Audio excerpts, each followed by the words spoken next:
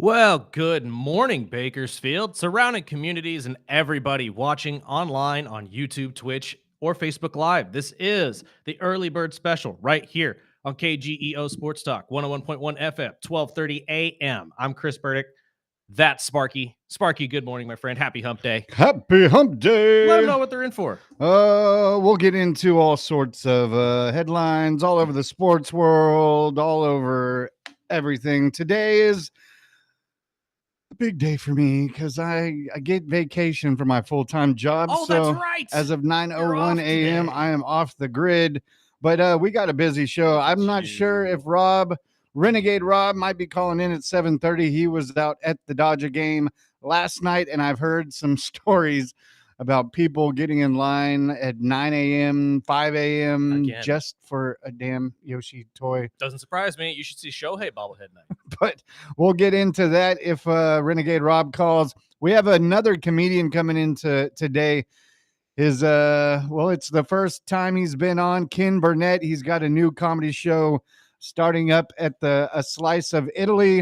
Laugh and then we'll talk. Leave, I believe it's called. Yeah, Laugh and Leave at Slice of Italy, which is a place I've actually had on my list, my target, because I want to try the food. But the food there is fantastic. Can't confirm. I had a friend who was a manager there. We'll talk Condors with our boy Ryan Holt. We'll have him back. And if you want to go to the Condors game tonight, $2 Wiener Wednesday, hot dogs all night, $2 plus Condors hockey. You can call or text in anytime at 661-842-2000. Why have we got actual tech problems now? The mic's running away on you? No, I think it's on vacation too. It's like, no go, kidding. Just go. Big game for the Condors tonight, taking on the Colorado Eagles, and we need this win. We're a point down from taking our fourth place spot back in the Pacific Division. We're also about 2 points away from the Barracuda in that third place spot, but we also have Henderson right on our butts with 77 points right underneath us. So we need to make some movement here in the last month of the season. Can't wait to talk to Colty since we didn't get to talk to him last week. But we have to start in the NFL. The NFL meetings, as we told you guys yesterday, are underway. We have a couple planned rule changes, replacement ref aids, stuff like that. You got plenty of talking points from coaches and other people around the league. I wanted to pull some of the Sean McVay stuff. I didn't, and I apologize to Rams fans because, honestly, it is gold. But I'm telling you right now, that man's getting ready for a career in the booth. You could just see it on his face. I mean, he's catching everybody's attention. He's giving long-winded answers, very descriptive answers. This man is ready. He's about to take that step out of the coaching role and into the booth, in my opinion. It's coming. I mean, he's talked about wanting to get out of coaching early. And it really is starting to hit that point with the Rams. Maybe he gets one more Super Bowl and then just says, all right, here's my successor. Maybe Shieldhouse. Maybe that's why the best time to do it. Run out with Stafford, get as close as you can with another ring and bounce. Let Stafford retire as well. Let the Rams rebuild or retool or whatever you want to do, because apparently they're already looking at trading Devontae Adams. True, it was for A.J. Brown, but it's still a trade. Talking about some of the things throughout the league, though, let's just get one of the talking points out of the way, because I saw this and I had some Raider fans text this to me yesterday laughing. Aaron Glenn had some interesting comments yesterday. Now, we all know that Geno Smith, former starting quarterback for the Raiders and former starting quarterback for the Jets, will now be returning to the Jets, probably as a bridge quarterback situation, I would assume. But Aaron Glenn has some higher expectations for the quarterback. Here's what Aaron had to say. You always want to bring in competition, and that's going to happen organically. You know what I'm saying? But like, I just feel like he's the guy that's going to lead us to the promised land. He's the guy that's going to touch the ball more than anybody else on offense. And listen, I know he had his struggles, and I think a lot of quarterbacks, they have their struggles. If you look at over the last 5 years, the guy that's thrown the most interception. I mean, the top guys are up there, So, but I do know this. He understands exactly what happened last year, and I don't want to get too far into that because I wasn't there obviously with the Raiders, but I do know that, man, there's some things that he knows he can correct, and he's at fault on some of those, but there's some things that he knows that he's going to get better at, and I look forward to him doing that. Aaron, stop loading. No, I'm not going to use that analogy. It's a poor analogy. Stop giving me what I need to keep throwing you under the bus, my friend. I love Geno, have been a Geno supporter. Everybody has heard me on this show, said the Raiders' problems last year. Although, yes, Geno was not exactly. Well, he's a part of it. He's a part of it. He wasn't exactly, absolved of the fault. I don't think he was as much as the problem as people were saying. But the promised land? The promised land.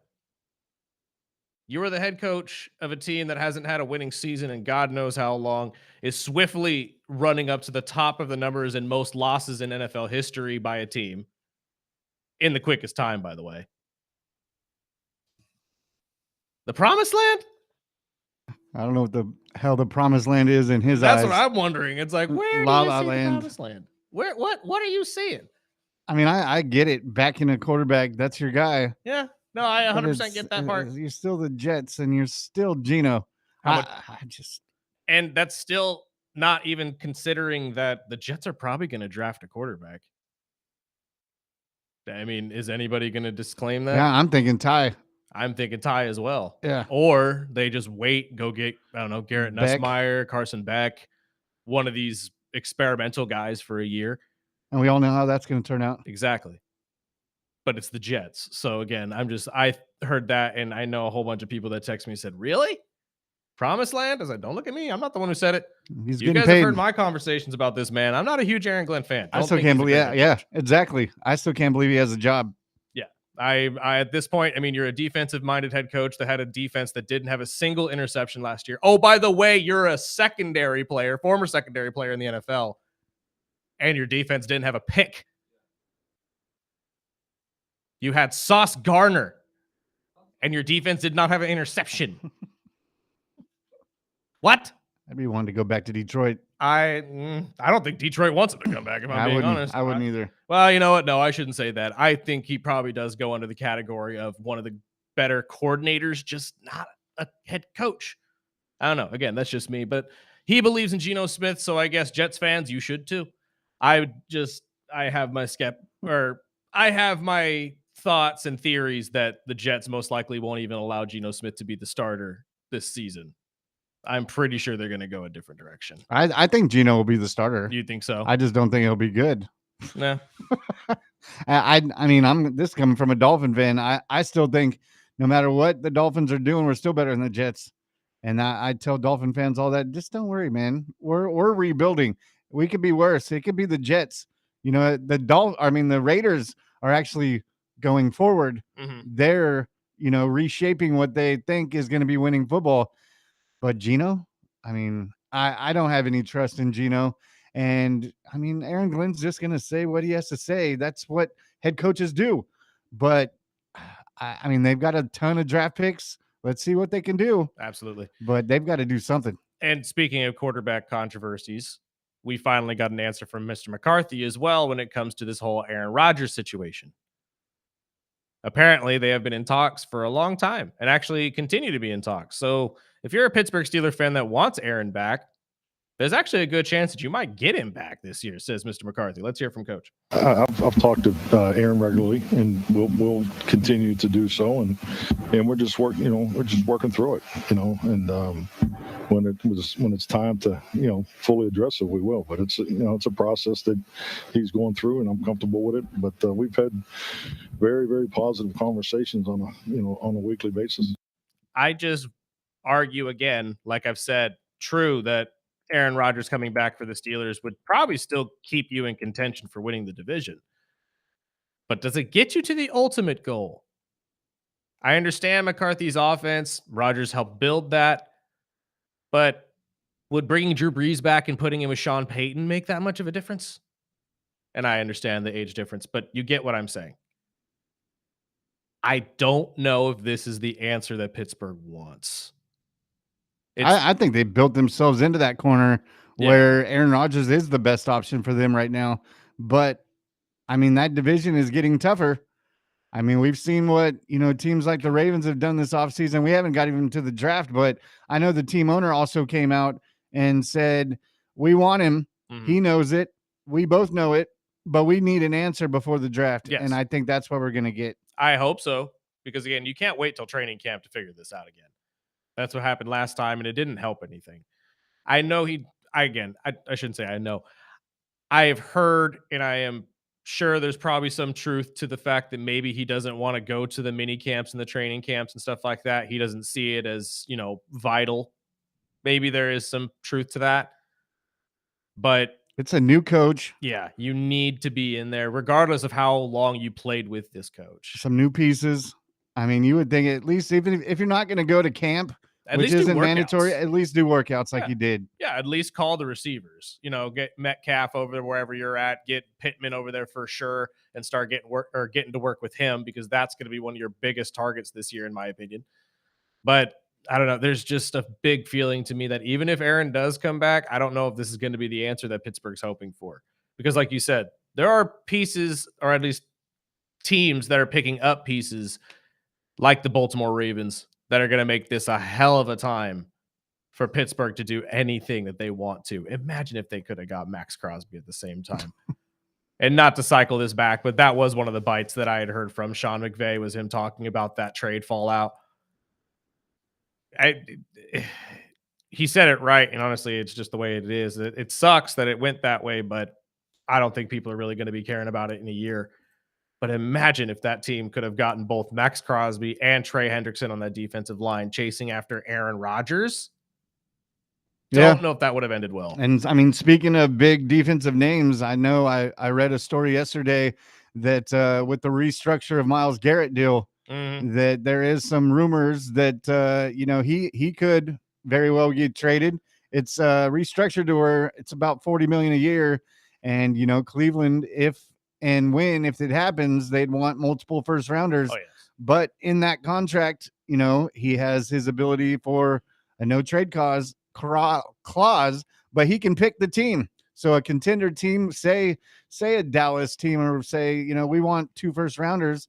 Would you do it? Oh, for Myles Garrett? Absolutely. Hell yes, right? Every day, no questions asked. You would have to do it now, though, because, again, age is a factor here. Not to say that he's going to be going downhill anytime soon, but much like the Max situation, you have to take into account that his prime is probably either now or a year ago. So we are hitting this situation where if you want max value for him, you're going to have to do that in a year or two. I would do it in a hot second. Oh, yeah, 100%, especially after the breaking the sack record. We already know what Myles is. No matter what defense you put him in, he's going to be the best player on that field, offense or defense.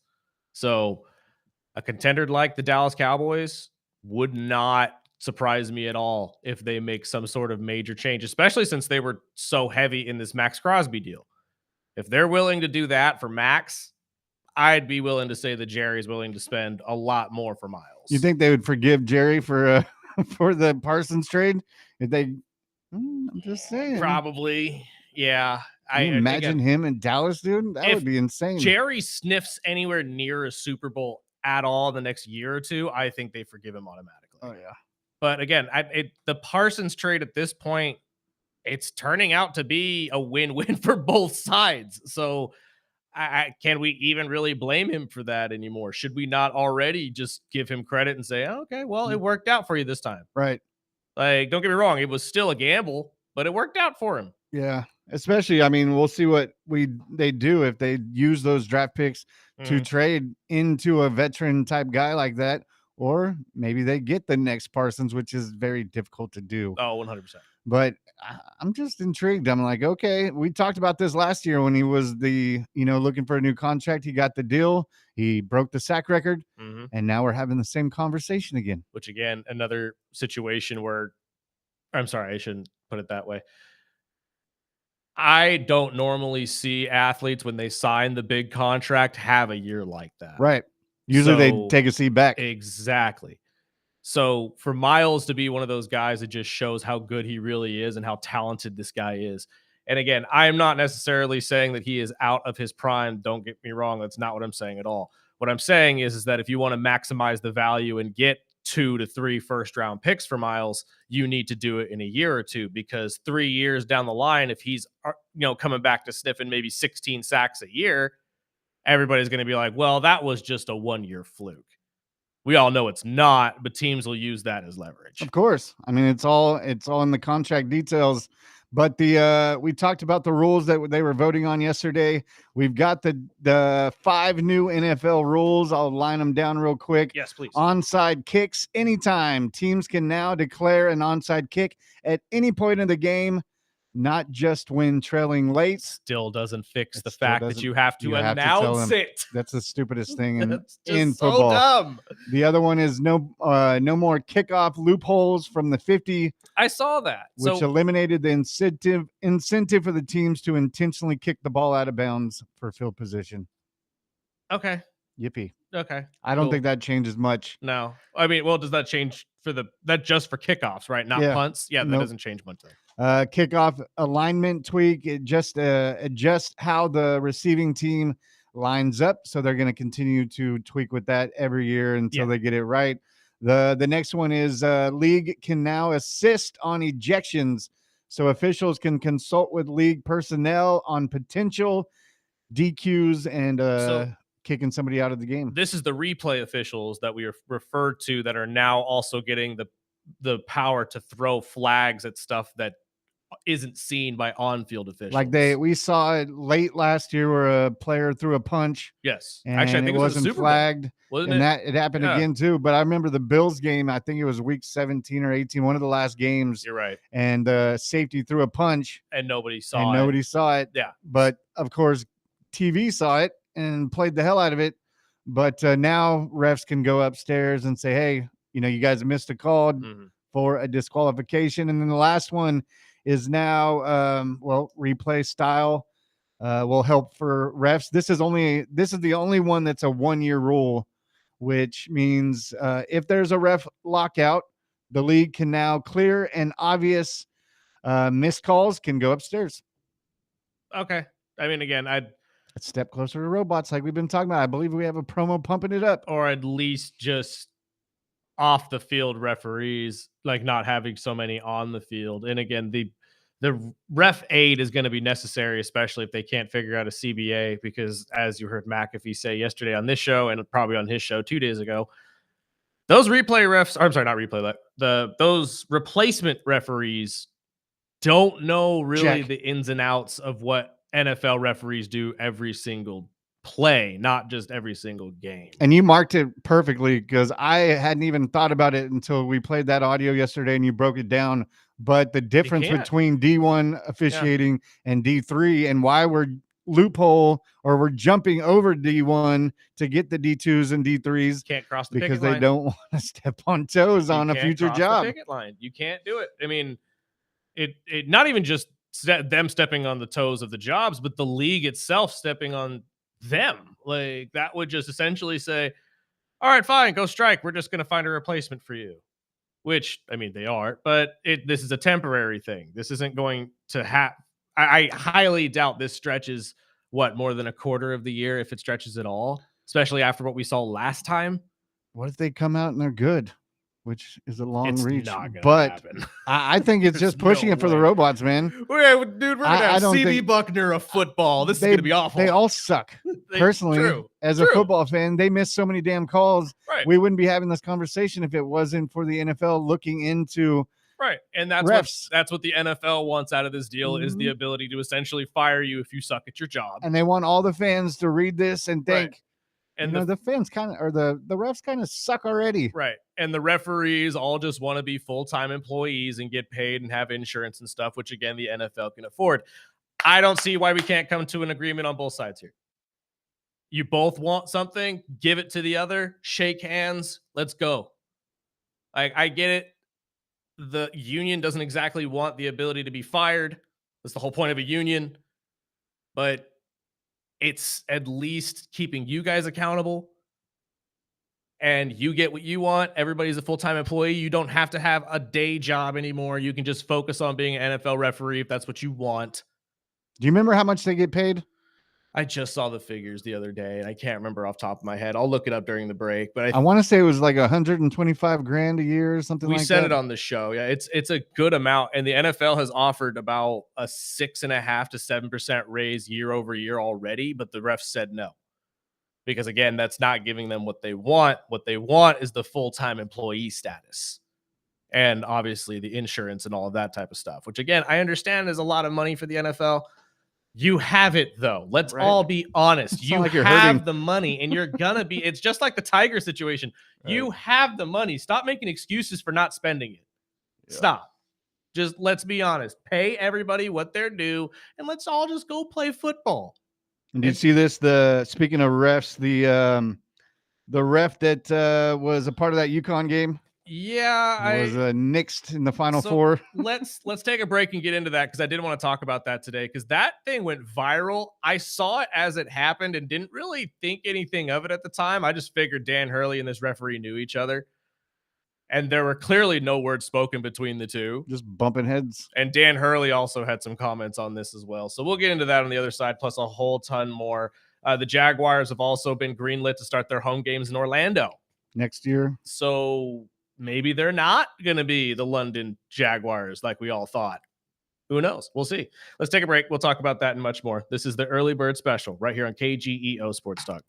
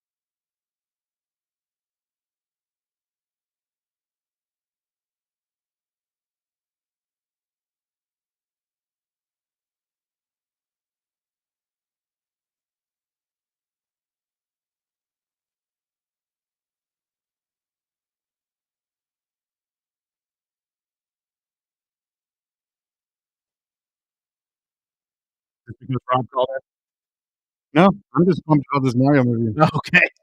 I didn't know if this was that. I am pumped for this movie as well. You need to let me know.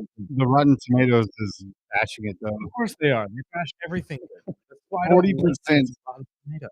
40%. Like really? Their percentages mean nothing. If you're a Right. movie fan, you know Exactly. the audience one that you look at. Yep. And I'm pumped because Danny Glover is Yoshi. Yeah, and you're not gonna recognize his voice at all. with though. that cast, I mean, how could it be a really bad movie?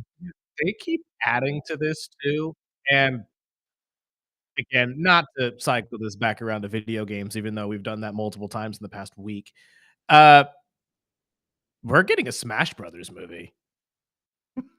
We are getting a Super Smash Brothers movie. Yes. We are in the getting Luigi's Star Mansion. Fox in this movie that's voiced by Glenn Powell, Awesome. which in any other situation sounds like an SNL skit, but it's not. My wife laughed at me because she said, "What are you going to do on your vacation?" I said, "Well, I have one special toy that is waiting for me and Nice. my WWE game. So I'm turning off my phone at Love that. 9:01 a.m. and No, I'm going to play my video game." As well, you should, my friend. Enjoy your time off. But yeah, no, I'm very excited for this movie as well. I love Donald Glover. And when I heard he was the voice, I said, that's interesting, but we're still not going to, like, you're not going to hear him say Yoshi. Like, it's going to be a completely Yoshi. different voice.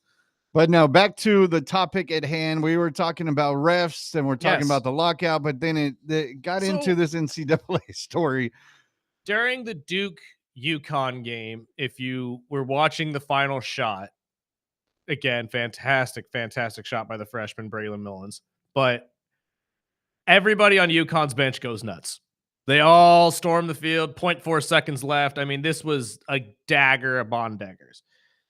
There was a moment, though, where Coach Hurley walked to essentially the other side of the court and went head to head, literally foreheads touching, with referee Roger Ayers.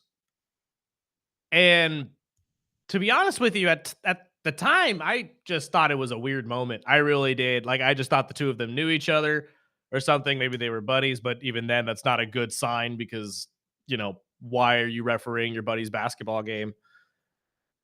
But nothing really came out of it. There was no technical called either, which honestly, in any other game might have been called. Just throwing that out there. If Oh, it was yeah. anybody but Dan Hurley, probably would have got teed up for that. Oh, yeah. Bumping foreheads and talking. I thought it was coming. There has been multiple criticisms of this, and again, I didn't really understand why. It was just a weird moment in a basketball game. It really didn't affect anything, so why is anybody really caring that much? Although I could kind of see the argument for if they got the tee, they would have been able to at least tie the game. But yeah, this has gotten to the point where the NCAA has now sent Roger home. Yeah, benched him. Because they didn't necessarily fire him, but they told him you're not going to be reffing in the Final Four. And for those of you who are wondering, well, why is that weird? Maybe they just wanted a different group. Fair if Roger didn't ref the last 7 Final Fours. Right. Like, I mean, they have a team A yes, for these big tournaments. And when it gets down to the Elite 8, Final Four, National Championship, these are the big, this is the money time. top refs. Dead president's time. This is where you get paid. This is what they've been training for. We were talking about it with the Super Bowl refs the other day, how much they get paid for just reffing the Super Bowl as a whole. Still wonder if they have to get it the tax too. I was right? just thinking that same have thing. to Do get they get taxed the if it's in jock tax? California? That's a good Like- question. If you guys know, do the refs get jock taxed like the players? I would love to know if that's the case. I feel like you should. I Yeah. feel like if you don't, you need to be. Text it in 661-842-2000. Back to this whole situation. Dan Hurley has even come out and said that, you know, it wasn't really anything, that he thought he was looking for a chest bump. Like at some point, you just got to like laugh at this situation. But I also feel, and again, maybe this is the little coaching that I did, but the coach in me, this is just a lesson of if you are good with the refs, they'll let you do stuff that they normally won't let other people do. Ergo, don't be that coach. I want to say the name, but we're on radio and it's going to get us demonetized.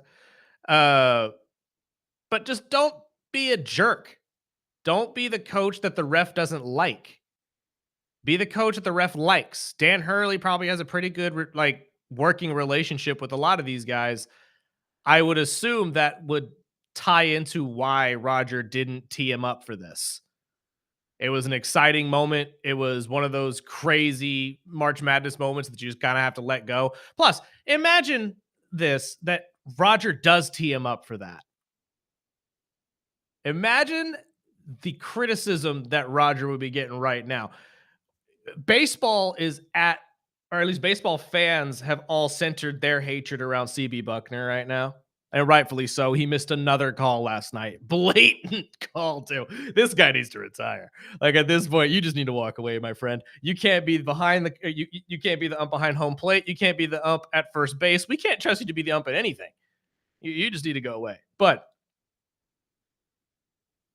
Roger would have been the same situation had he called a tech there and ruined that win for UConn. Let's be honest. It was a historic comeback, down 19 at one point, 15 at half. 35-foot shot from the logo for the win with 0.4 seconds left. You really think the referee should butt himself in that situation? You really think the referee should make this about him? Because that's what he would be doing. That's exactly what he would be doing. And we've heard it from an official like Snacks that has said, you know, we talk to the teams before the game and we tell them how we're going to call the games. Right. And we try our friggin' best Yes. to not step on big parts of the games. Yes. Let them play. Now, I say that to say I don't think the NCAA should have stopped him from from reffing the Final Four. I think that's a little bit of an excessive decision. Now, don't let him ref the UConn game.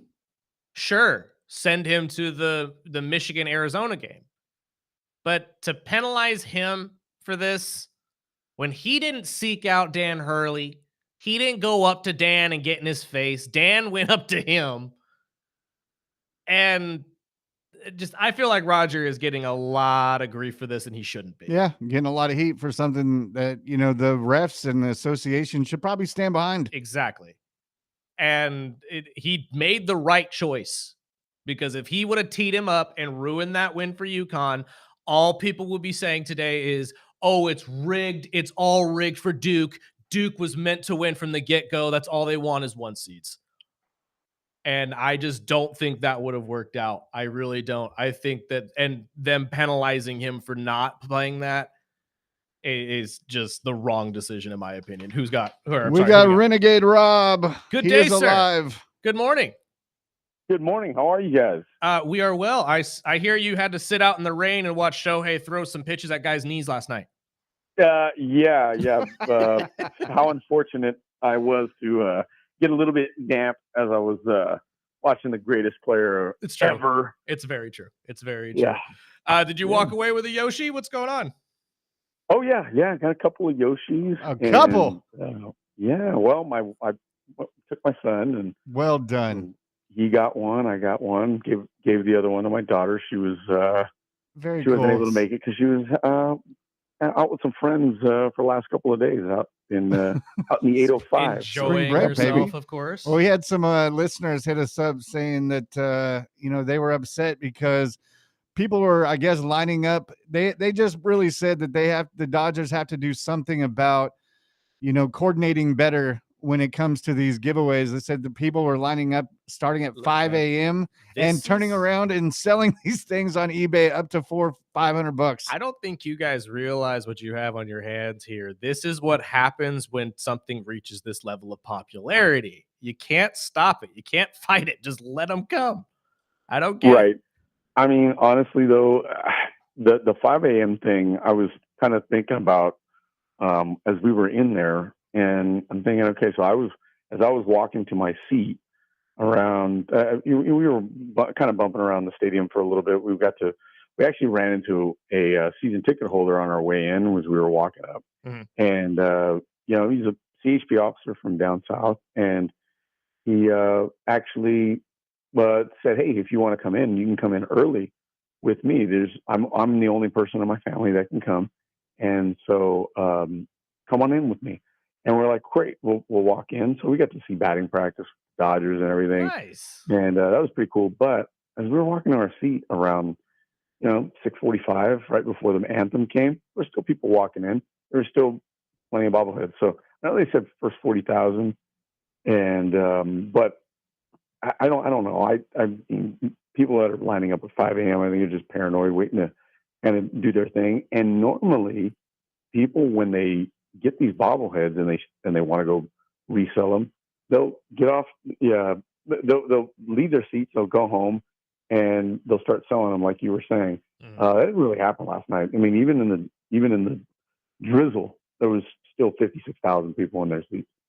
Yeah. Oh yeah, the listener texted in and sent us a eBay page that shows them, ranging from anywhere from $200 to $500. My God. Yeah, I mean that's the reason why people go, especially with this one. There's definitely, it wasn't all baseball fans there last night. No. There was some people that came specifically for that, but this is probably the, I don't know, maybe fifth or sixth game I've been to since they've had Shohei, and you can definitely tell that the international flavor that is at Dodger Stadium. Oh, now. I believe it. And this is the first time you got to see him pitch, right? The first time I've seen him pitch, yeah. Like I said, it's been, I don't know, half a dozen times I've seen him play, and it was impressive. And watching, being there with my son and having him, have his eyes on him from a high school baseball player's perspective, it was pretty sweet, because he's sitting there and he goes, "That's insane. It's nasty, and that's this and that." And I'm like, "Yeah, absolutely. It's unfair how really good this guy is." And watching him as he's getting off the mound, he runs over, gets his hands checked, gets all of his armor put on to be able to hit is it's pretty impressive. And just to watch him do this too, and every year he comes back with something new. He got a new pitch. He can run fast. Like I don't know exactly what you could do to stop this dude at all. That's why I am enamored every time I watch him. As a Phillies fan, I'm jealous, obviously, because God, I wish he was on my team, but it is what it is. And I agree with you. Like, ever since the Dodgers picked him up and really started picking up guys like Yoshi and Roki, you could really feel the difference in that stadium and just the international just touch that is now a part of it. Yeah, and before, when I would go to Dodger games, there was still. I mean, LA is incredibly multi-ethnic, and Yes. you get a lot of fans there. But I think that was always kind of brewing there, and especially in the fact that the Dodgers were the first team to bring a Japanese player over. Then they were the first team to bring a Korean player over. Mhm. So they've always kind of touched on that. And I just think that this ownership group, people that are running it, are insane on a different level when it comes to how they run business. And when, the biggest thing of all was when just this past week, they decided to put out a refillable cup for, Shohei Ohtani, being $70. And they were flying off the shelves yesterday. And it goes back to one of those things where you say, anything's worth what people are going to pay for it. And that's exactly what it is. Folks down in LA have become accustomed to, if you want to enjoy Dodger baseball live, this is what it's going to be. And until people stop paying it, that's what it's going to be. It's Disneyland essentially for baseball. Yeah, that's not going to stop anywhere. It's really Disneyland for baseball. Exactly. It's not going to stop at any time. I love Yoshi. I mean, how can you not like Ohtani? Personally, I'm not a Dodger fan, but it is just entertaining. And this is a generational player that, if taking your son out is just a perfect dad moment, having that one-on-one with him and showing him, because, in 30, 40 years, when the Dodgers are still paying him, he's going to be talking about it. I got to see him pitch. Yeah. Instead of the Bobby Bonilla day, it's going to be the Shohei day where he's going to continue to get paid. See, but there's a difference between that. It actually worked out for you guys. Right. Exactly. Yeah. I don't think a whole lot of people are, really buying again, but it was actually pretty cool that we got to do that. My best friend also went with us too. That's my son's godfather. So we got a chance to all kind of roll out there, and we're all big Dodger fans. But it's like I said, it's a cool environment. Tasting some, food that they have out there that's brand new to the menu this year. That's so what I was just going to ask. What's new out at Dodger Stadium? So there's a couple things I guess that are phasing in, but he had a short rib noodle plate that they have out there. That's all, a part of the outfield experience. But I've seen some people that had a chow mein burrito, and the guy that was sitting in front of us had one, and he said, "It's not bad. Could use more protein." Kind of hard to choke down a tortilla full of noodles. Yeah, that's what I'm thinking in my head. It's like, I don't know if I want that combination. Yeah, a lot of starch. So if you're wanting that, hey, knock yourself out. But it's definitely different. And my best friend and I were talking about it. We've been fans ever since we were little guys, and Dodger Stadium just overall is totally different. It goes back to what I was saying about the ownership group. Back in the day when you were out in the pavilion, that place was dark. Seemed like the fluorescent lights underneath, the stands were real flickery, and the player parking lot was right where all those new outfield restaurants were, and the monuments that they have of Sandy Koufax and Jackie Robinson. All that place was just dark. You couldn't even get from the pavilion to the regular stadium. They put you out there like you were outcast, and that's why you were called bleacher bums out there. So it's a totally different experience, and I'm glad that they turned that stadium around, because even before they did, I had traveled to other stadiums, and I'm thinking, man, why doesn't LA have this? Well, it was because the owner was broke and couldn't do anything with the stadium. I was about to say, look what happens when you guys start winning baseball games. Everything becomes affordable again. Well, yeah. Speaking of money, I had to ask. I mean, without going into personal details, but I mean, for a person that wants to take out their family or their son out to a game, I mean, is it reasonable price to get out in the outfield? Actually, I mean, there's probably three or four different spots you can get seats that are pretty reasonable. The bleachers themselves are actually not even that's not even the cheapest part. I mean, that's the upper reserve and outer reserve, upper deck, those areas. If it's not a promotional night, it's not terrible. You're probably looking at, as a family of four, you're going to probably drop anywhere from about $200 to $250 in one night, because you've got, the 4 tickets, which roughly go for about $40 to $50 a piece. Oh, that's and sweet. Whatever food you got. I thought you were going to say $250 a ticket. Yeah, no kidding. I mean, no. How is parking? Last time I went, it was about 100 last time. Yeah, this is my personal vendetta against Frank McCourt, the former owner I was talking about. I haven't parked in the parking lot in about 10 years. I think I've talked to Greg Kerr about this. Again, it doesn't make sense. We park about, I don't know, 300 or 400 feet outside of the gate up at one of the surface roads that's out there. And yeah, it may take an extra 5 minutes to hike, another quarter mile, but it's not terrible. And we get out of there faster. It's a better walk when you're saving money. I was just about to say that. Can you send me the location of that, please? Because that is my most. Anytime. I will. Leaving Dodger Stadium. Leaving Dodger Stadium is always the most. It's the same thing with SoFi. I cannot stand the parking at SoFi. I can't do it. I just can't. It's a nightmare, and I think that's more so the norm with a lot of these huge stadiums that have great big parking lots. You go to a lot of other cities. I've been to Philadelphia. I've been to Nationals Park, Camden Yards, all that stuff. Most of these places have public transit that you can take in, and park pretty much anywhere, and then you get dropped off. Yankee Stadium, same thing. You can get shipped right in there. Same thing. San Diego. San Diego's smack dab in the middle of it. Absolutely. With LA, you've got these incredibly huge parking lots that are right attached to these stadiums, and there's the egress is just impossible. So it's like, how do you get what is it, 30,000 cars to leave all at once?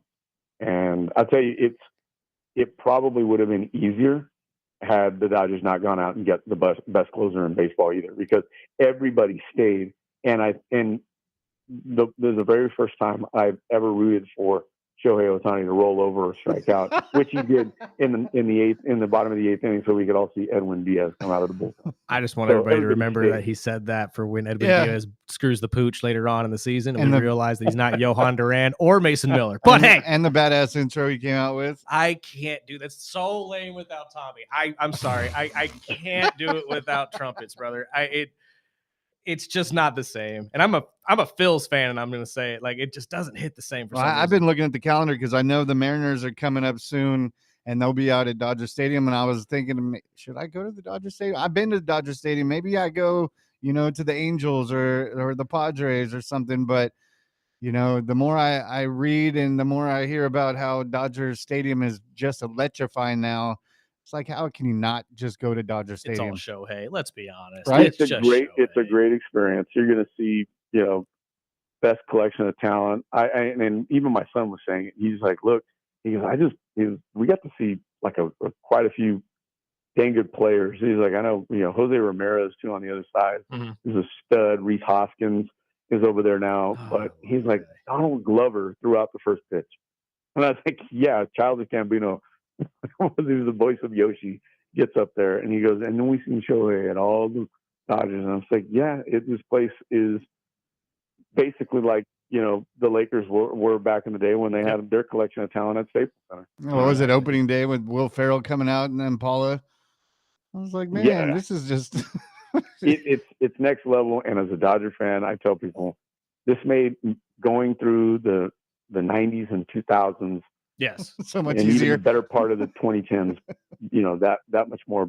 It's that much more sweet. Oh, yeah. And now. just wait, the 2030s and 2040s and 2050s might be rough too, but you'll be back eventually. You'll be fine. Well, it depends on how this global economy goes. If that Exactly. goes to crap, then the Guggenheim Group may, they may go. Yeah, no, out dude. the I mean, door, so we'll see. I don't know. Shohei might just make all that money back for you anyway, so who Right. cares? Well, while we have you here, and are you on spring break? I am on spring break. Yeah, I want Nice. to come on just so I can I was congratulate going you to guys. say, I The hope we're year not is keeping awesome, you. man. And I know talking to Kenny, we were incredibly grateful for you guys having us on during the football Well, you season. guys Oh, are we're the gonna have best. you guys You guys back are as the soon as the best. football season. My, my question So- going back to baseball is, I mean, the thing that's looming over baseball right now is all the talk about maybe a lockout. Do you think that is something that's going to happen at the for next season? I mean, the more and more you hear from the players about how they don't feel the same way about, how the Dodgers are ruining baseball or anything like that. I think it could, just because of the fact that, the players are that much more. I think they're that much more enamored with the idea that their organization could do it, Mhm. because all the news out there shows what the Dodgers are doing and the model that they're using, and they turn around and think, well, why can't you do it here? Why can't you do it there?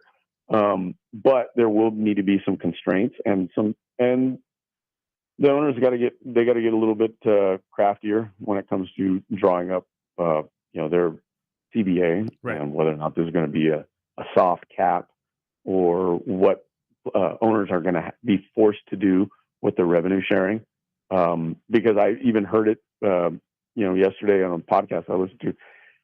The MLB has definitely surpassed the NBA when it comes to viewership, when it comes to fanship, and all that stuff. Oh, television wise, 100%. Right, television wise, streaming, and everything like that. But what they do have as far as an advantage over, the NFL is the fact that you have 162 games, and so if you've got a network that you're able to attach yourself to, Right. these networks are going to continue to pay, because it's 162 essential episodes of content that you've got throughout the year, and that's only going to create more revenue. So these players are thinking, okay, well, hey, owners, you're getting all this money.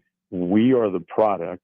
Let's all share this, and let's go out and spend the money that you're getting from all of this, rather than just putting it in your pocket. Because really, the owners of Major League Baseball are the only owners that aren't necessarily forced to spend this money, that they're getting to operate a franchise. And eventually, it's going to go the way of all the major franchises and major sports, where it's not really any more mom and pops anymore. There's there's no families that really own it. I mean, for any Steelers fans out there, you know, count the number of years that you're going to have the Rooney family running things It's true. in Pittsburgh, because that's probably not going to happen. Shoot, the You're gonna Raiders get- with the Davis family. We're already talking about him potentially signing off with somebody else owning it.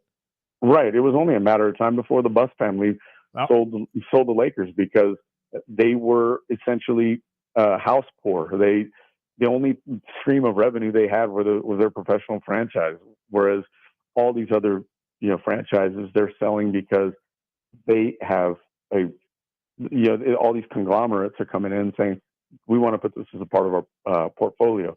Shoot, Sparky, the Mariners, she sells out and says, I'm done. Sells it to a corporation. Boom, there you go. And the Mariners are now going to be able to capitalize on that. And who knows, you're going to start to see a lot of talent go that way. And they'll also all these, and Stephen Ross will still own my Dolphins, and it'll still make me pissed. But no, I was reading that story yesterday, because now the Players Association came out and said they've got up to like $415 million put back as like a war chest in case of the lockout. Yep.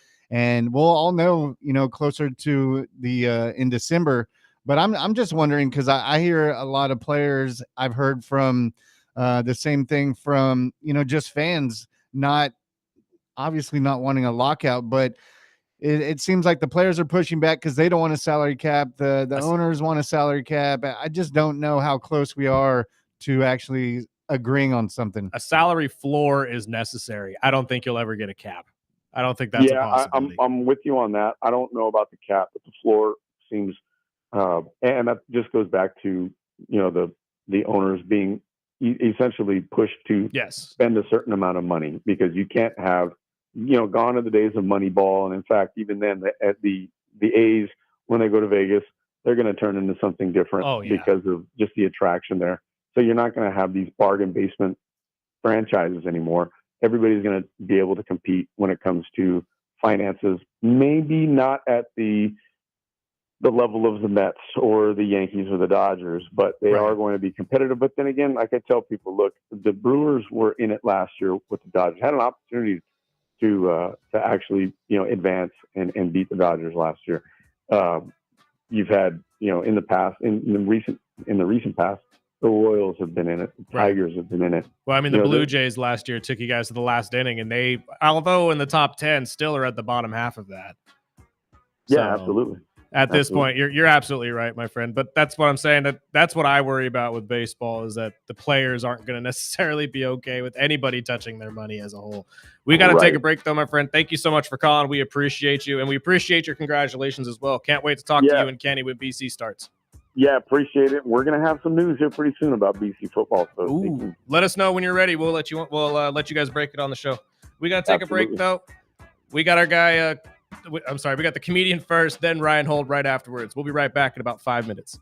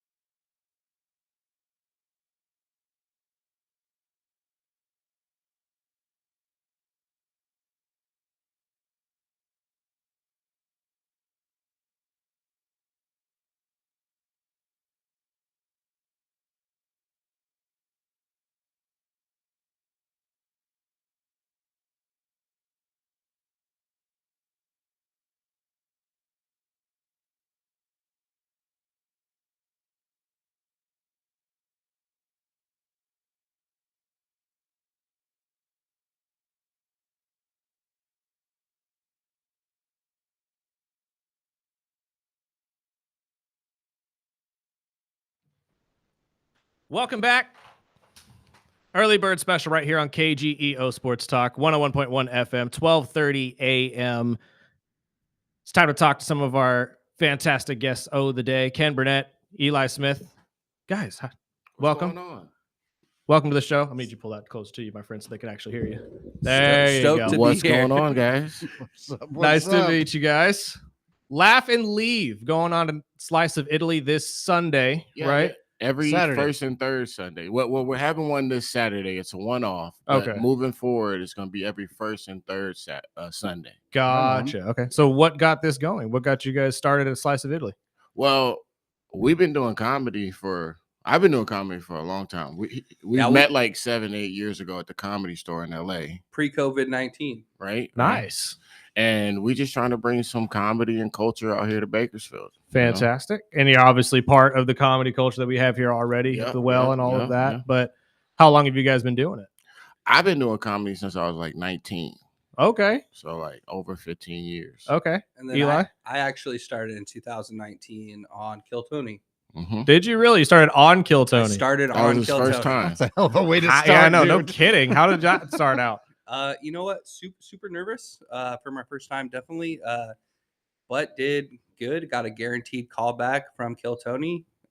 If you can pull it up on the shows, Yeah. Nice. but you can definitely tell at the time a lot more nervous. Yeah. What? How far back? So this was 2019. God, how far back in his catalog do you have to go to see that one?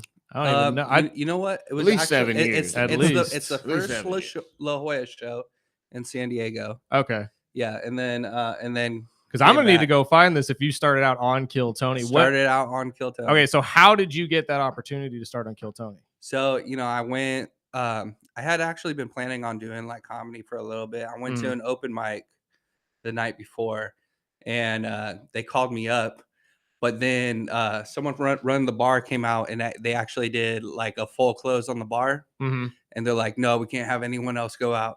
So the next day was Kill Tony, did 2 shows. I'm the last person to go up in La Jolla. No all. experience No whatsoever. experience. Yeah. Mm. God, that must have been nerve wracking. But I mean, you're obviously still doing it, so it couldn't have been that bad.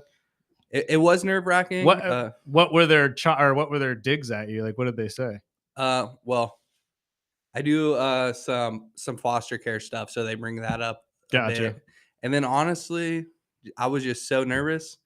So it's not my best work, but you can tell I'm super nervous. But at the end, Kill Tony Hinchcliffe actually gives me a guaranteed callback to come back to another show, which I did too. Nice. So you'll see me on there twice. Actually. Okay, very Yeah, we've cool. talked to a lot of comedians, and we always start, how did you get started in comedy? And that has got to be the coolest one, dude. No, absolutely. I mean, that's a unique start. I mean, I don't know anybody that could say they got their start on Kill Tony. So, and then you, Ken, you've been in it with 15 years in the game since you were 19. Yeah, I was 19, still in high school. Wasn't supposed to be, but I was. Well, And I'm from Greensboro, North Carolina. okay. And I walked past this place called the Idiot Box.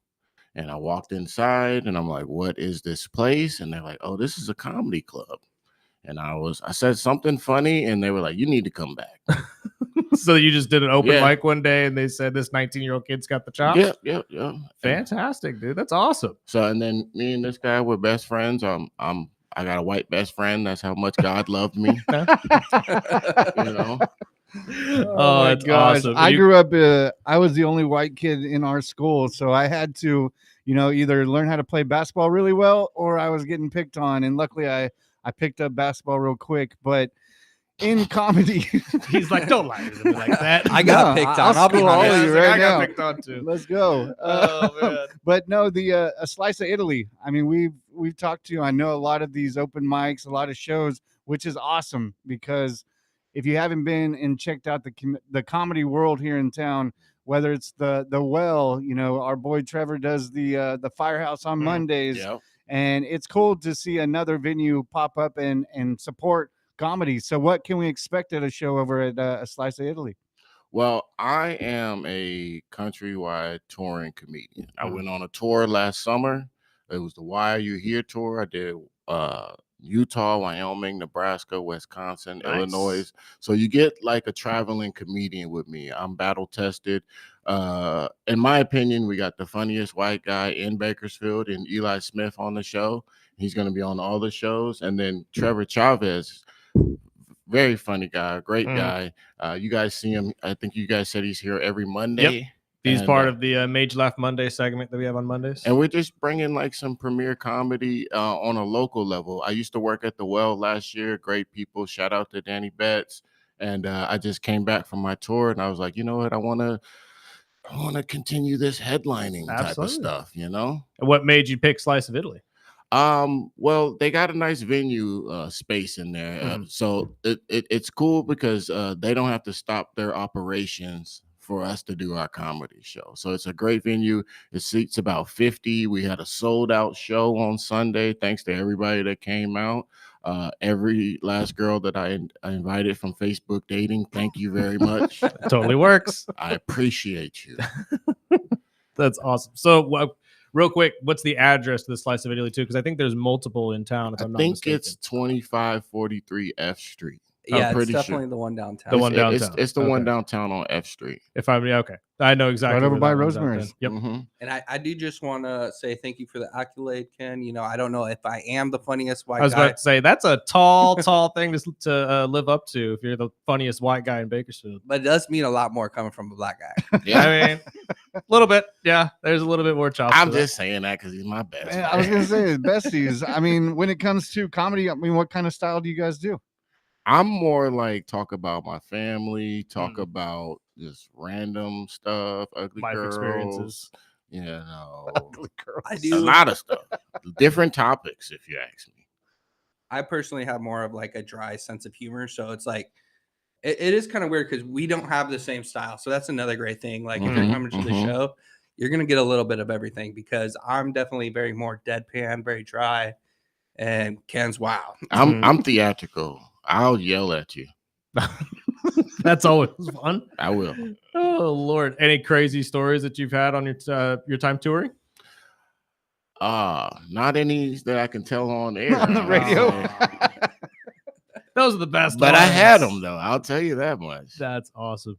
Well, what got this whole thing started besides you guys just being best friends? I mean, did you guys just kind of think the two of us can headline a show together? We don't really need a massive venue right now. We can just try this. Well, you know, we met a long time ago at the Comedy Store in LA. Right. And, you know, we kind of just been doing separate things for a long time. And Right. I had actually taken a break for a little bit. And then me and Ken got back together. He went on his tour. We broke up. We broke up and we're back together. Okay. And, So this is just the reunion tour is what we're yeah. hearing. Yeah. So, but no, I think, you know, we both put out like a different thing that complements each other. And we're going to keep putting out shows. And this Absolutely. The Slice of Italy is where we're at now, but we have a lot bigger plans in the future. We're actually doing a show at the Stars Theater Nice. in June. We did a show there last summer. We did a 7 p.m. and a 9 p.m. show in their smaller venue. We sold those ones out, and the people there, they want us to come back and do the actual theater this time in June. Okay. So Fantastic. Well, we'll have to have you guys back on to pump For that sure, one up as 100. well. You told me before we started that you're from the Pacific Northwest. Yeah, I always like to say I'm from the southeast side of the Pacific Northwest. he is. Southeast tip. Yeah. And you're sporting a Seahawks hat right now. I don't know if anybody on the stream could actually see it because of how high the bill is at the moment. But you have to be a happy Seahawks fan at the moment, I would think. Oh, no, beyond stoked. You know, this is just like a great rebuttal from 2015. So True. just, you know, beyond glad, you know. You were telling me you were feeling kind of guilty during the Super Bowl, though. I was a little bit because I did go in there with like, hey, I want to crush these guys, the Patriots. They stole something from me. And then just as I was watching, you know, Just kind of got Mays a little get sad. sacked. Yeah, I was like, okay, maybe let's lay off him a little bit. They Most broke the sacks. record. Yeah. Yeah, it's like that's a crazy record to break. Yeah. Well, I mean, again, glad we won. yeah. I think that was a pretty good way to get your Super Bowl back Hey. after they stole one from you. I was sad. You know what? Kenneth Walker deserves everything he got, but I think the MVP was the kicker. You know, Well, I personally like to see a white man get beat up. I always bet Is that when why I'm you watch watching football? UFC. I always bet on black. anytime the All right, this is- Patriots get this beat is the up, guy I'm that got my enjoying it. back. Oh Yeah. Lord. UFC fan that I take. Yeah, we love UFC. What do you take, or what's your thoughts on the White House card? Ah, man. You know, honestly, Fill me in. Go ahead. It's a smart fest. I love to see Iatspora. He's fighting Gaethje Yeah, on the Gaethje. card. Yeah, so I'm stoked on that. I think obviously Iatspora in my mind is going to win. I feel like Gaethje, anytime he's had a title fight, just kind of let it drop. And I think it's a mental block for him. I'm not sure if he has it to even do it. No offense to Gaethje, great fighter. I just don't know if he has it. Shout out Sports and Spirits, because I know their boy fought Gaethje, so he's probably gonna love that I said that. Our boy Cobb over there. Yeah, he lost. Yeah, that's okay. I love him. I think this is an interesting venue for sure, but I think the card is just lacking. I was really hoping for a John Jones or Connor or something, but John Jones is done, man. That's what Dana says. Dana says his hips are done. He's gonna need hip replacement. You can't fight when you got bad hips, bro. That is a bad man. I don't know. He might be able to fight one armed. I don't know. His spinning back kick on Stipe. You got bad hips, bro. That's what Dana claims. Dana claims that John has bad hips and has to get surgery on him. Yeah, but Dana has made every excuse for John Jones in the book, and he'll keep making them. True. This is absolutely true. I also saw, I don't know if you two follow this at all, but did you see the whole Ronda Rousey beef that's going on at the moment with her fight coming up? She's fighting again? So she'll be fighting Gina Carano on a card that has, Jake Paul's special. Yeah, it's a Netflix special that Jake Paul's promoter's doing. And she went as far as to go to AEW, a wrestling promotion, to pump it up, essentially, just to say F you to Dana White, because Dana White did not want to actually make this a UFC event. I'm down to see her get choked out again. I'm with you. I hate Ronda Rousey. I'm down. So. I'm down. Dana White's not my favorite guy, but I don't blame him on that. Right? No, I mean, again, the age. It's a draw for sure, though. I mean, that's what I would assume. I don't see either of these women losing because they're both very prideful in what they do. But it's at least going to pull people to Netflix and get some money out of it, I would assume. Yeah, but honestly, I don't know. I feel like those are all a wash. Like, we watched Mike Tyson, right? And every time he got his signature uppercut punch, he bite his glove instead. Yep. What? Also, why'd they show his ass like that? That was messed up. That was the best part of the whole thing. Tyson's my favorite. I grew up watching Tyson in his prime, and that was the whole reason I watched boxing growing up. But back to comedy, because I have to ask you, we always ask the comedians that come in, you know, what was a comedian or a comedy special you watched that said, you know, I could do this? I would say this, and I always have said this. Mike Epps is my favorite comedian. Nice. I love Mike Epps. Me too. I just remember watching his special Inappropriate Behavior, and I was just like, oh, man, I want to do this. And a big shout out to Dan Cook, too. I know a lot of people give him crap these days, but, man, nobody did it bigger than Dan. I got a bad taste with him because I when he was blowing up, you know, my ex-wife, she was a diehard Dan Cook. He's the funniest guy in the world. A lot of people took him out to Fresno to see him, and he walked out with 50 security guys, did 5 minutes, turned around and walked off stage. And I know we've talked to plenty of comedians. There's good nights, there's bad nights. Everyone bombs here and there. But I was just like, man, we drove all the way to Fresno for this. Okay. I don't know. When I was growing up, Dane Cook was the man. It was. Man. Oh, yeah. That's how it was for me, too. Like, that was just like my high school years was Dan Cook. And I've seen he's getting back into the mix. I've seen he's doing a couple shows at the Comedy Store, the Improv. It seems like he's getting back into the world. The biggest comedian that I always get compared to is Mitch Hedberg. And I think that's just because my sense of humor is so dry. But it's weird because that wasn't my idol necessarily growing up, but I do love Mitch Hedberg. Really? Yeah. Who was your idol growing up then? It was Dan Cook. Yeah. Was it? Yeah. Just like, again, he set the bar, especially if you're a millennial. Like when we were growing up, he was on every movie. His specials were going crazy. So I get why. But I know I'm kind of with Sparky. Like the older I got, the more I was like, okay, maybe this isn't as funny as I remember it being. So I don't know if that's just me. But what other specials have you guys kind of seen or done that have inspired you to do what you're doing? Well, I will say this. the show that we're doing at Stars Theater, Mhm. I'm shooting a special there. Are you Nice. really? Yeah, I'm shooting a special in June at Stars Theater here in Bakersfield. Very cool. Fantastic. So Where can people see it? it's gonna be at the Stars Theater here. Well, no, I mean, I'm sorry. Where's the special going to be aired? I Well, apologize. that's to be determined. To You know, I'm be gonna determined. I'll definitely try to sell it. You know, somewhere. Don't want to put it on YouTube necessarily, but we're gonna shop it around. See if we can Sometimes get it on that works, somewhere. though, man. We had Yeah. Ali Sadiq on the show. And Oh, he yeah, was talking love about Ali that. How Sadiq. sometimes that's how you get more money is just kind of putting it out yourself and seeing what the universe thinks about it. You know what I mean? Mhm, mhm. So My homegirl sold him drugs one time. They're basically related. basically at that point. One time.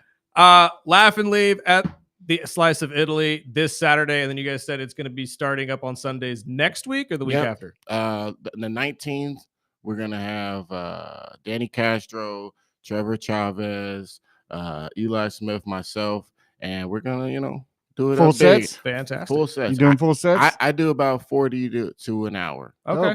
I'm doing about 15 and 20. So Mhm. Okay. How do they get tickets? What time's the show? Shows at 7 p.m. You can go on Eventbrite. Just search Laugh and Leave. Tickets are right there. We accept cash, Venmo, Cash App at the door. Nice. Okay. Just getting that money. How much are tickets? I'm sorry. $10, $10 a piece. Yeah, $10. Fantastic. Is there a difference at the door or No, if they buy no, online? no difference at the door. They got a surcharge online, but they got food, they got beer, wine, liquor, all that good And stuff. obviously you got to get there quick if they're selling out like they are. Yeah. So fantastic, gentlemen. Thank you so much for your time. We appreciate you. Anything else you want to pump up before we let you go? Of yeah, I do just want to leave you all with just one thing that my What's up? father once told me. course. He left.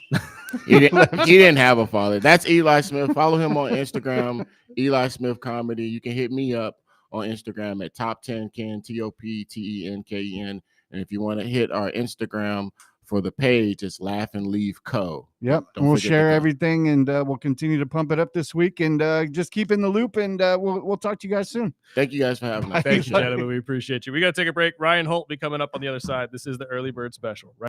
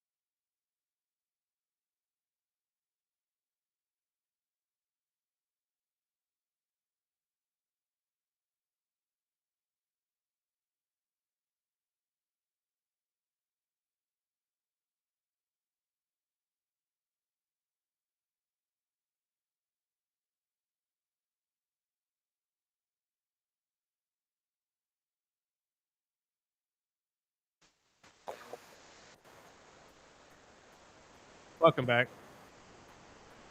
Big shout out to Ken and Eli. That show is coming up this Saturday. Check out A Slice of Slice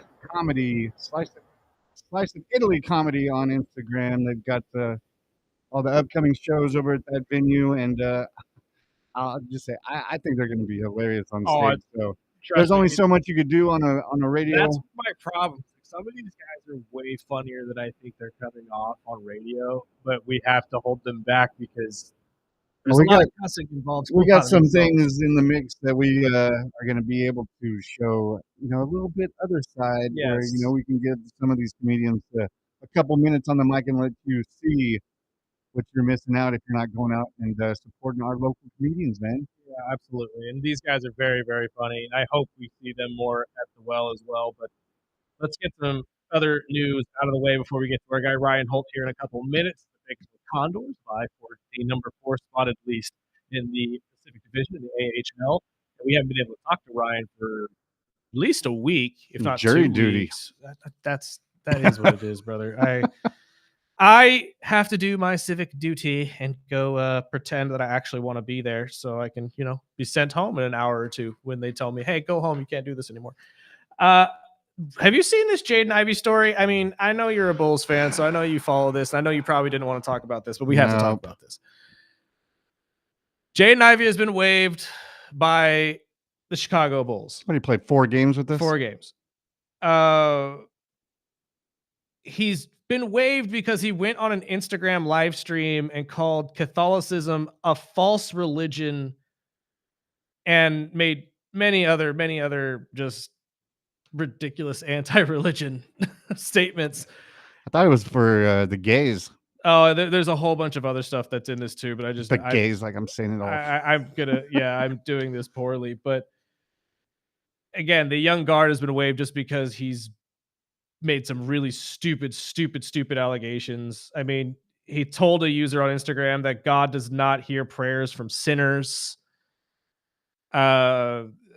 He spoke against Pride Month, which is what Sparky's talking about, and all the NBA related stuff. Like, he's really just Well, he took a shot at the Pride Month. Yeah, he took a And shot he at just a said lot it of different was stuff. Unrighteousness and all this. I Super understand religious both guy. sides. I get it. It's free speech, but when you're a athlete Yeah, no. and you're can't be getting doing paid, this. you're still like the rest of us on a strict line where you can say certain Well, things and you can't. This is where the line is towed, though, when you hear about these stories about people getting fired because of something they said on their social media. And is that fair? Is that not fair? I personally think it is fair because what you display yourself as to social media is how the world perceives you. And this kid is a 24-year-old stud athlete for the NBA, was making $10 million. That's why I bring the story up, because he's been granted his full salary. They said that he has to get the full 10 million. I don't know if this is them kind of coming to a middle ground here with Jaden for, a freedom of speech situation, but Yeah, I think what I've read from the Bulls is more of that they didn't have it covered in the contract and they didn't want a legal battle Right. over, $6 to $10 million. right. So they just said, Just cut here, ties take here. your money and get out of here. Take your money and leave. So dumb. So dumb, though. And again, another situation of an NBA player doing something stupid on an Instagram live. Should there just be clauses within contracts that say you can't do this anymore? Someone else has to handle your social media, It's in the same boat as athletes doing podcasts. right? And just know what you're saying. Like you said about Cam, know that everything you say is going to be recorded, sent to a reporter, and then reported on.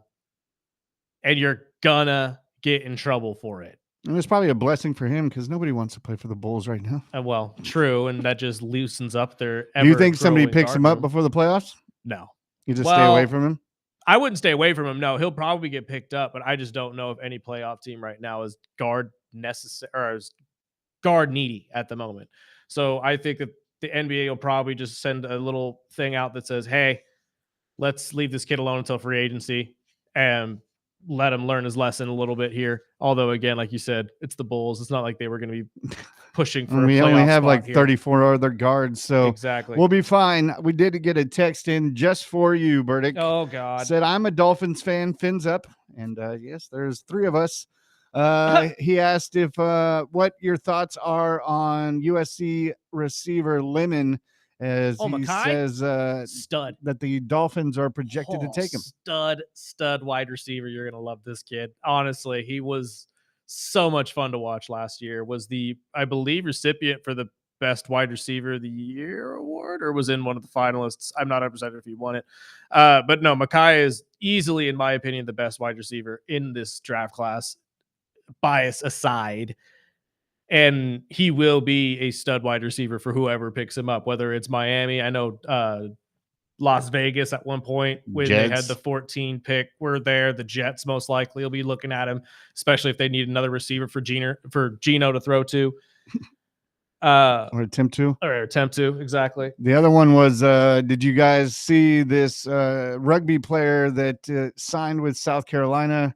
And I had to do some homework because I didn't know what the hell he was talking about. But it's a wild recruiting story. So South Carolina just tended a 6'7" rugby player from Ireland who has never played football in his life, and they're going to try to turn him into an offensive lineman. Okay, I have heard this, and honestly, it does work. There have been plenty of success stories of rugby players transitioning to football to play offensive line and have been successful. There have been a couple that have tried to play tight end, not so successful, but the tight end position has become a really tough position to play, but just the pure athleticism that a lot of these guys have, and you have to live up to that. So it's hard to do so if you've never played football before in your life, and you're just asked to kind of make the transition right now. I am not surprised. I mean, again, at this point in the college game, you're looking for anything to give you an edge, and we're all looking for the next big guy that nobody really knew about. So maybe this is their shot at that. And like I said, I mean, his name escapes me, but the guard from the Eagles used to play rugby, and he is now known as one of the best guards in football. So there's at least some evidence to say that this move could be beneficial for South Carolina. Who knows? We'll see. Plus, with how their football program is going right now, I think they'll take anything because they haven't really been relevant since Javon Clowney left. So we'll see what happens for the Gamecocks. We got Mr. Holt. We do. Ryan, good morning, my friend. Good morning, gang. How we doing? Oh, can't complain. I apologize for last week. Had to go do my civic duty and do jury duty and whatnot, so we didn't get a chance to talk to you, unfortunately. But did we vote guilty or not guilty? I got sent home. I luckily had a judge that I think recognized the name and said, get out of here. We can't have you on a jury since you work for the radio. Fry 'em. Exactly. As it sits, though, unfortunately, our Condors have slid a little bit. We're now in 5th place in the Pacific Division, but we're very close to getting that 4th spot back, if not the 3rd, since we're only about 2 or 3 points away from the Barracuda. I know we have a game tonight against the Eagles. Wiener Wednesday. We're all excited about that. But how big is this last 9 games of the season for the Condors to, get back to where we need to be? Yeah, it's big. I think we want to talk, home ice advantage, and that's top 4, right? And, and you mentioned sliding a bit. It's not really due to anything the Condors have done. It's just other teams have had, more games here in March. And as a result, they've won their games. But the Condors are unbeaten in 8 at home. I mean, this team just swept Texas over the weekend. I mean, the Condors have done everything they can do, right? Like, you can only win your games, right? So, fortunately and unfortunately, other teams have won their games. Now that's going to even up here. Everyone basically has 3 weeks left in the regular season. Everybody basically has 3 games each week down the stretch. And, fortunately for Bakersfield, 5 of them are at home, where, the team has the second best home record in the entire AHL. So, win tonight and you can be in 3rd, at night's end, which is great. And, you win tonight and you can clinch a playoff berth, in San Diego on Friday, against San Diego, against the Gulls, probably the most hated rival, if you will, over the last, 28 years, dating all the way back to the WCHL era. So, I think it's a fun week, and, you want to have home ice advantage, makes things a lot easier when you go into the playoffs, just in terms of, behind the scenes and traveling and scheduling and things like that. So just makes life a little bit easier. Well, I know we got some big wins last Friday and Saturday, but going to Friday's game, I saw Seth Griffith hit that 700-point milestone. Yeah. So I had to ask you, I mean, how big of a moment was that?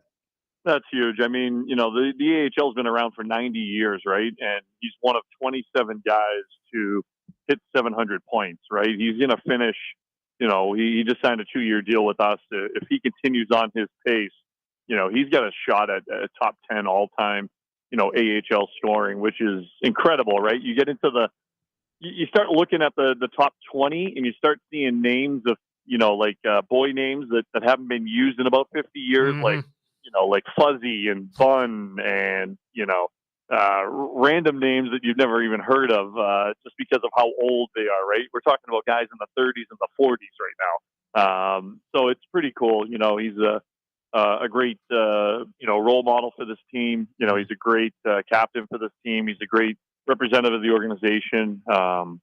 It's interesting these days, just in terms of player development, right? And there's so much focus on young guys, which there is, right? And Seth's not young, right? He's 32, 33 years old, but, he carries himself in a young manner just in terms of how he can relate to, 21 and 22-year-old kids.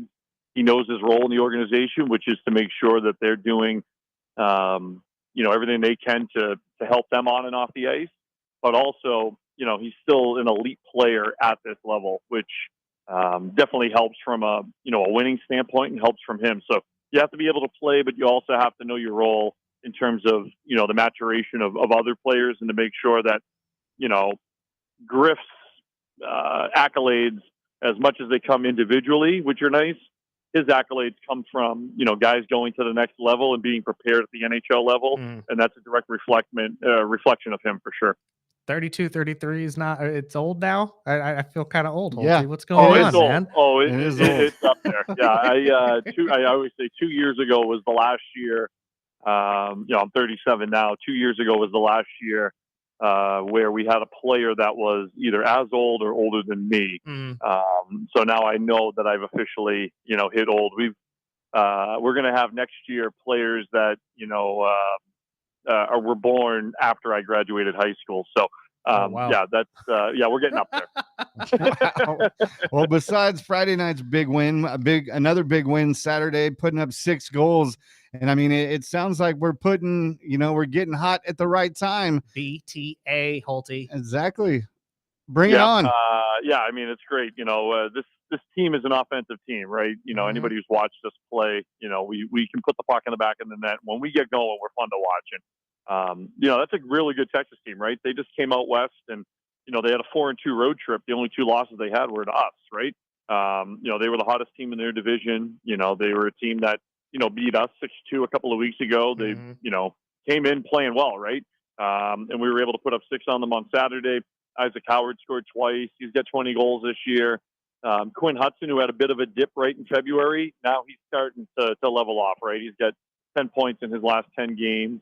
The defensive side of the game was really strong all weekend. We had, 84 shots on the weekend, but we only allowed 40 shots, right? So, the offense wasn't at the expense of the defense. It was more complementary to what the team was doing because, when you get into the postseason, you don't need to win games 5-1, right? You need to win games 3-2. You need to have that, tool in your arsenal. This team has that. It's been, able to lock leads down.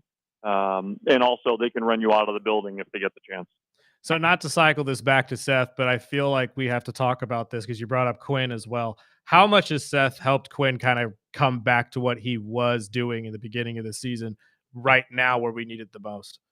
For sure. And it's everything, right? Like it's, the coaching staff having the trust in the players. It's the players having the trust in themselves to know that, this is the AHL, right? Like if you're in the NHL and you're going through a bit of a dip, chances are you're probably coming out of the lineup or your minutes are going to get reduced or, things are going to get harder for you, right? And then once you lose that confidence, it's hard to get it back. Well, at the AHL level, we're nothing and we're going nowhere if Quinn Hudson, Isaac Howard, and the like of them aren't producing the way that they have produced this year. Right. They're very key pieces of this team. And I think it's the same thing with even, Griffith and Hamlin and those type of players who, or look to provide consistency each and every night. So, I think for this team and for Griff and for, Hudson, it's great to have a guy like Griff to lean on, to know that, you're not going to have your best night every night, but to have a game that, even if you have your C game or your B game and things aren't going for you right, if you're not producing, you can still impact the game in other ways. And, Hudson's been killing penalties lately, which is great because, that's a key for him. If you're not scoring, at least you're not allowing goals on the penalty kill. So, right, absolutely. you might not have to put pucks to the back of the net. Just don't let up goals at the other end. So it's great to see, they're great kids. Hudson, Howard, Mariala, Arventi, they're all great kids, and, excited to see what they can do on the stretch. Okay, so last question for you, then we'll let you go because we know you're incredibly busy. But now we're not going to sit here and say that we're going to be sticking to the 5 spot. We fully expect to be jumping up here to at least the 3. Say we don't, though, and we have to go away most of this playoff run. What does that look like for the Condors? Do they have a better chance at getting through, or is this going to be a situation where we really want home ice? Yeah, I think you want to just be playing your best hockey going into the playoffs, and whatever that means, just in terms of how others, we don't play Coachella Valley down the stretch here in 9 games. So, they're going to play 9 games against teams that aren't us. So, right. If they go out and win all 9, more power to them. But I think, from our perspective, we've proven that we're a good team at home, obviously, and on the road as well, too. It's not going to be a scenario, I don't think. You look at that 3 through 6, it's us, San Jose, Coachella, and Henderson. Right. Those would all be 1-2 series in a best of 3. So the home team would have the option of taking either game 1 at home, or you could take games 2 and 3. Now, we've discussed it internally. We won't reveal what we wanted to do if we get to that scenario, but those scenarios will come into play, and it's a little bit of gamesmanship, right? Because even in a best of 5 series, which is the next series, it's a 2-3 matchup most likely, meaning the home team gets to pick. Do you want to start at home for first 2, or do you want the last 3? So, right. That's just the way the minors works. It's a little bit of a wrinkle into things. And, I think, San Jose, Coachella, Henderson, I think we match up well against all of them. I think Henderson's probably the hottest out of all of them. Coachella is probably the best matchup, I think, for us, if you had to pick one out of those 3. But, hey, we might mess around and get the 2 seed and get all 3 games at home. So you never know. This is true. This is absolutely true. Yeah, we got a game tonight, Wiener Wednesday, $2 hot dogs all night long. And also, we have a spring break special tonight. We're doing the Friday $3 beer special tonight, too. On top of that, wow, dude. So wieners and Mick beers. Ultras till the second period. Get beer and hot dogs for under $10. What? And you I don't get know Condors what the hockey? equivalent of the 999 challenge is in hockey, but I think we should invent that tonight. Yes. So go out, support your Condors. We did have a listener question, but I think you just answered it.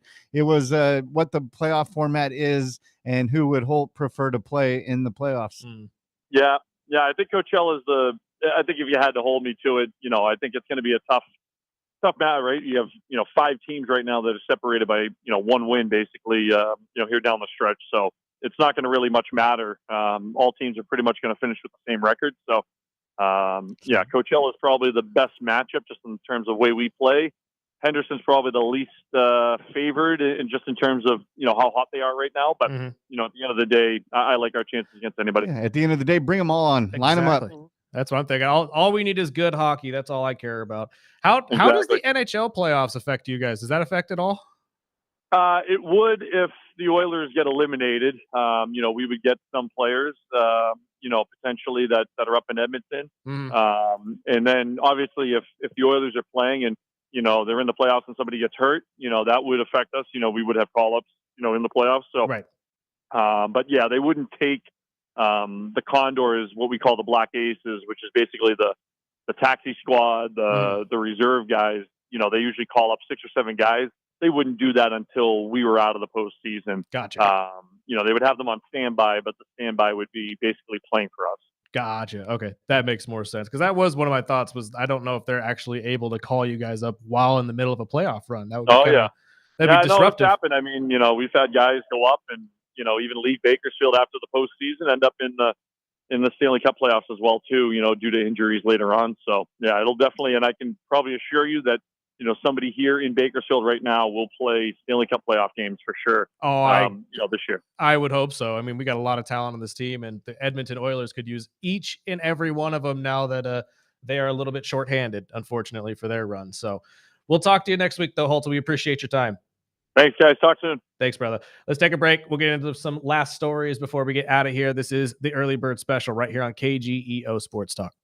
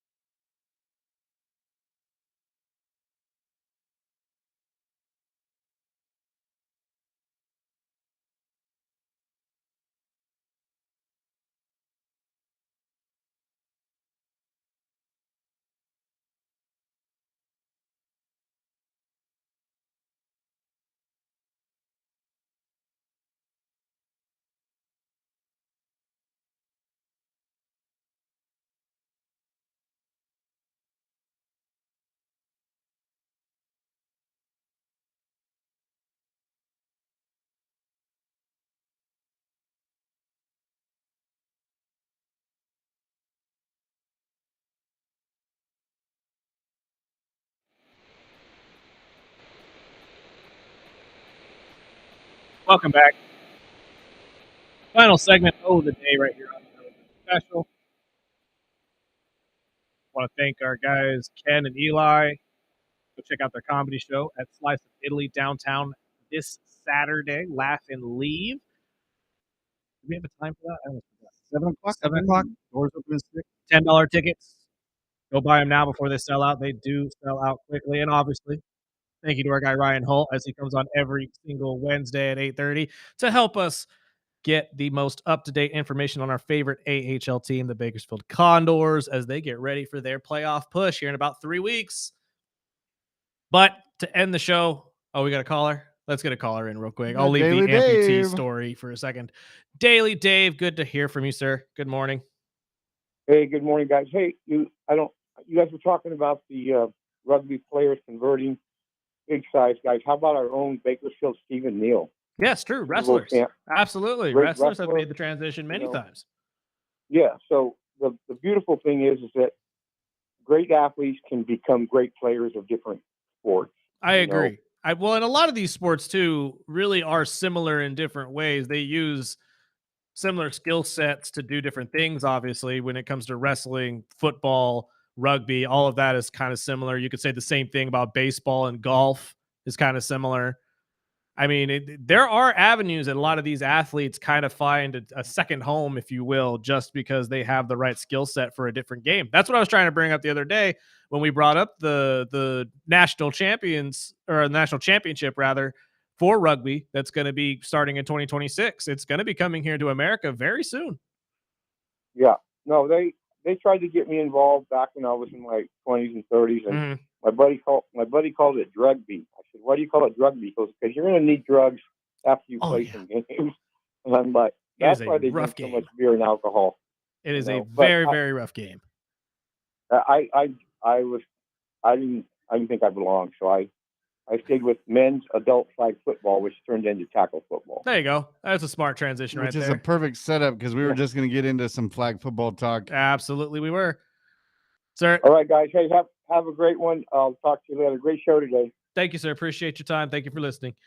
Yeah, let's I'll save the quadruple amputee story for tomorrow because that is a wild thing Wednesday in its own self. And if you haven't been following this story, real quick, there is some new news out of the Dayton Weber situation as the quadruple amputee will be forced to stay in holding without bond as his case for murder, or I'm sorry, the case against him for murder is ongoing. We'll get into that tomorrow because there's a ton about this story that's hilarious, but at the same time, head scratching because this quadruple amputee is being,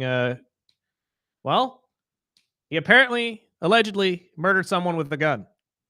Make it make sense. But again, we'll talk about that tomorrow. And I know you brought it up a little bit, so I'll clarify real quick. Jacksonville will play their entire 2027 season in Orlando while their new stadium undergoes a massive $1.4 billion renovation. I honestly didn't think the renovation was ever actually going to happen. So did we. I thought London for sure. They would be headed for London. But apparently, if they're going to put that much money into this, Shot ain't moving that team anywhere. They are staying in Jacksonville. He has found a love for the community, and they have found a love for him. And maybe with some more success, maybe the team's fans actually start selling out that stadium. And maybe with some renovations, they actually will want to buy tickets. Maybe the Dolphins will win a Super Bowl one day. You never know. You never know. But talking about flag football, I don't know if you got to hear Sean Payton come out yesterday, but he was talking about, he was asked, how did he feel about coaching a flag football team? And his exact words were, it's a little chaotic, a little messy, and not exactly high-level football. It kind of reminded me of the Wet Bandits in Home Alone. Oh, that's just wrong, Sean. Come on now. Now, don't get me wrong. I heard Richard Sherman say linebackers have no place in flag football. And honestly, I pulled the audio and I was going to play it later. No, we don't have enough time. It's going to take up the whole 2 minutes. Do you think he's right with linebackers? Honestly, some of them, yes. Some of them. But if you had the speed of like a Luke Kuechly in his prime, a Deion Jones in his prime, I think they could have done it. I think they could have easily played flag football. But again, it's a different type of game. It's a different football altogether. So it's really not necessarily the position that can't do it. It's much like we were talking about with rugby, skill set. Your skill set's just different. They would be looking more for a strong safety to play linebacker than they would a traditional linebacker. Yeah, somebody's quick. And honestly, linebackers would probably be the ideal thing to look for in terms of a defensive end rather than a defensive end, and vice versa, and like going down the ladder here. So yeah, in a way, maybe he is right. Maybe linebackers don't have a place at their position in flag football, but we'll get into that a different day. But for Sean Payton to say it's messy and not the wet bandits, I mean, they whooped your butt. Right. It's not high level football.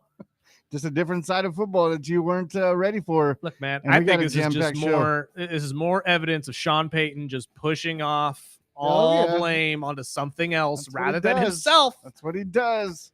I hope the rest of the football world will start seeing this year, as I have known it my entire fandom as a Falcons fan. Anthony Hadigi, Bull Brady tomorrow. Absolutely will help you hopefully win some money on these last games of the March Madness tournament before the national championship. But until then, we'll see you guys tomorrow, 7 to 9 a.m. Sparky, let's get out of here.